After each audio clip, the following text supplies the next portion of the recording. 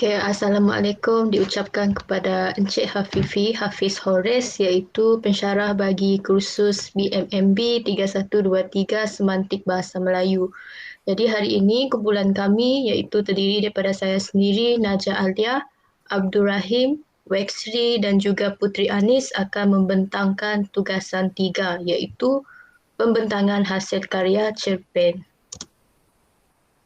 Ini merupakan isi kandungan slide iaitu yang pertama pengenalan, kedua sinopsis cerpen, ketiga analisis peribahasa dari segi peringkat semantik, sintaktik dan juga pragmatik, kemudian rumusan dan yang terakhir ialah rujukan. Okey, bagi pengenalan, kita tengok kepada definisi peribahasa. Menurut Kamus Dewan edisi keempat pada tahun 2010, peribahasa bermakna ayat atau kelompok yang mempunyai susunan yang tetap dan mengandungi pengertian tertentu. Dan juga untuk tugasan ini, kumpulan kami bersepakat untuk memilih peribahasa nasi sudah menjadi bubur untuk dianalisis dan dijadikan sebagai tema cerpen. Okey, kemudian kita beralih kepada teori semantik. Terdapat pelbagai teori yang boleh digunapakai dalam menganalisis makna peribahasa Melayu secara kritis. Dan dalam tugasan ini, kami telah memilih teori logik simbolik untuk menganalisis peribahasa tersebut. Dan teori logik simbolik ini merupakan suatu teori yang menghuraikan makna bukan sahaja pada peringkat perkataan, tetapi turut menganalisis makna ayat. Seterusnya ialah sinopsis cerpen. Cerpen yang ditulis ataupun dihasilkan bertajuk Akhirnya Menyesal dan berikut merupakan sinopsis ringkas cerpen. Okay. Cerpen Akhirnya Menyesal ini mengisahkan tentang seorang kanak-kanak lelaki bernama Aiman bersama kawan-kawannya.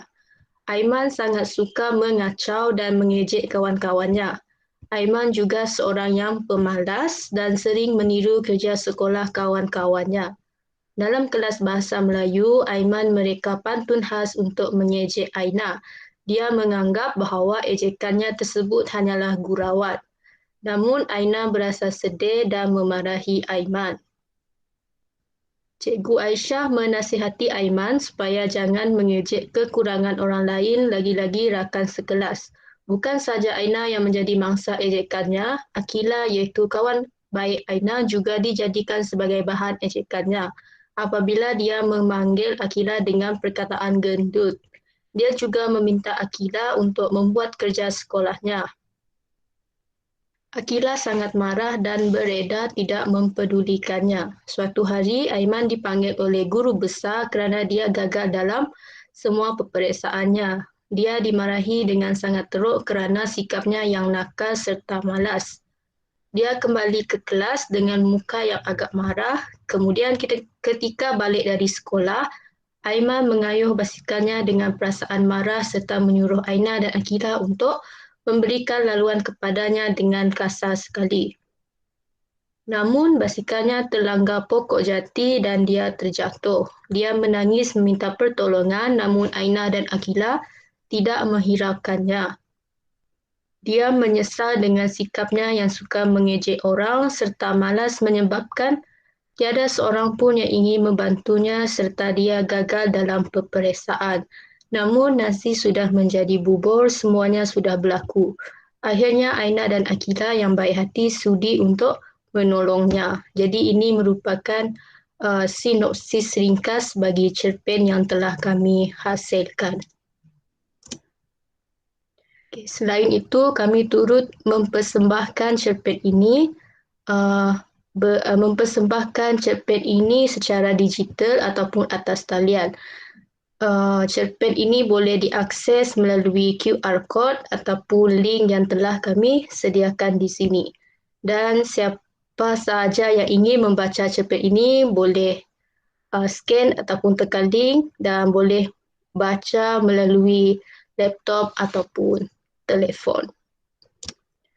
Sekarang saya menjemput Putri Anis untuk menyambung pembentangan.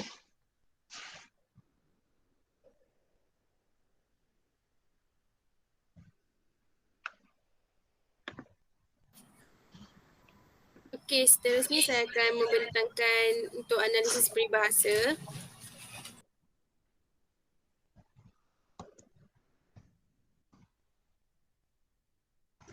Okey, untuk analisis nasi sudah menjadi bubur ni, kita akan analisis makna peribahasa Melayu melalui peringkat semantik dulu. Okey, sebelum kita menganalisis makna tersirat bagi peribahasa tersebut, kita akan kemukakan dari segi makna linguistik. Okey, peribahasa tersebut dianalisis melalui peringkat pertama iaitu penganalisian makna secara semantik. Okey, aspek semantik meneliti perkaitan antara simbol dengan rujukan, iaitu hubungan antara perkataan dengan objek. Okey, secara umumnya peribahasa nasi sudah menjadi bubur ni membawa maksud sesuatu perkara atau kejadian yang tidak boleh diubah lagi ataupun sesuatu hal buruk yang terlanjur dilakukan dan tidak mampu untuk diubah kembali. Okey, jadi makna peribahasa ini berbeza sekiranya ditafsir melalui makna denotatif iaitu mengikut perkataan yang dipilih. Okay, untuk leksikal utama dalam menunjukkan objek perambangan yang bersifat konkret adalah perkataan nasi dengan bubur itu. Okay, menurut Kamus Dewan edisi keempat 2010, nasi itu membawa maksud beras yang telah ditanak atau dikukus. Manakala bubur merupakan sejenis makanan masakan daripada bijirin seperti beras yang direbus menggunakan air yang banyak sehingga teksturnya menjadi cair dan berair. Okay. Selain itu, makna leksikal bagi perkataan menjadi ialah dipilih, dilantik atau diangkat mengikut Kamus Dewan Kamus Bahasa Melayu 2017. Okay, jadi melalui peringkat semantik ni tak ada perkaitan dan hubungan yang dapat ditonjolkan dengan makna sebenar bagi peribahasa berkenaan. Jadi maksud nasi dengan bubur tu tak ada kaitan langsung dengan maksud keseluruhan peribahasa nasi sudah menjadi bubur. Okay, seterusnya saya menjemput Rahim untuk meneruskan pembentangan. Baiklah, terima kasih saya ucapkan kepada saudari Putri. Seterusnya saya akan menganalisis makna peribahasa nasi sudah menjadi bubur melalui peringkat sintaktik. Peringkat sintaktik ni ialah peringkat yang meneliti perkaitan antara satu perkataan dengan perkataan lain yang boleh menentukan makna. Perkaitan tersebut dilanjutkan dalam konteks yang lebih luas, iaitu frasa atau ayat. Jadi, peribahasa nasi sudah menjadi bubur. Hubungan leksikal antara nasi dan bubur menunjukkan objek perbandingan, yang mana seperti mana yang telah dikatakan oleh saudari Putri, nasi ini merupakan satu makanan ruji yang dimakan oleh masyarakat Melayu sejak zaman dahulu lagi. Manakala bubur ni pula adalah makanan yang mana orang zaman dahulu menganggap bubur adalah makanan yang dimakan hanya sewaktu sakit. Jadi nasi dan bubur ini jelas menunjukkan perbandingan antara nasi dan bubur. Jadi kedua-dua unsur ini mengandungi makna tersirat serta menekankan dualisme pertentangan antara dua sifat.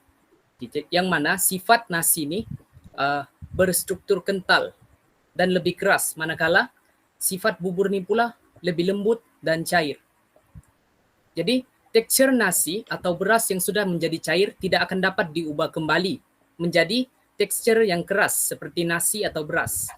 Jadi situasi inilah yang mendorong peribahasa ini untuk dibentuk. Nasi sudah menjadi bubur, yang mana membawa maksud tersirat sesuatu perkara yang sudah terlanjur tidak boleh diubah. Seperti bubur yang tidak boleh diubah kepada nasi. Jadi perhubungan dua unsur dalam peribahasa ini memberikan tafsiran terselindung. Dan perkataan yang ada dalam peribahasa nasi sudah menjadi bubur tidak berkaitan langsung dengan apa yang ingin ditafsirkan sebenarnya, kerana dia membawa maksud yang terselindung. Seterusnya saya menjemput rakan saya, Weksri Divalno. Baik, saya teruskan pembentangan dengan analisis makna peribahasa Melayu melalui peringkat pragmatik. Aspek pragmatik mengkaji perkaitan antara simbol atau perkataan dengan perkataan yang ditunjukkan seseorang sebagai reaksi kepada makna perkataan yang ditunjukkan kepadanya.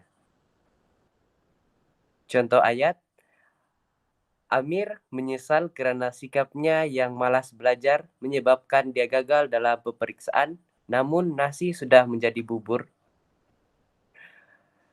Frasa menyesal karena sikapnya dan gagal dalam peperiksaan merupakan perlambangan bagi objek bubur, di mana bubur merupakan makanan yang teksturnya lebih lembut daripada nasi, dan apabila beras yang ditanak sudah menjadi bubur tidak dapat dikembalikan semula menjadi nasi. Amir tidak dapat mengubah keputusan peperiksaannya yang gagal karena sudah terjadi disebabkan oleh sikap malasnya. Makna harfiah bagi peribahasa yang dikaji adalah bersesuaian dengan konteks yang digunakan dalam ayat tersebut. Next.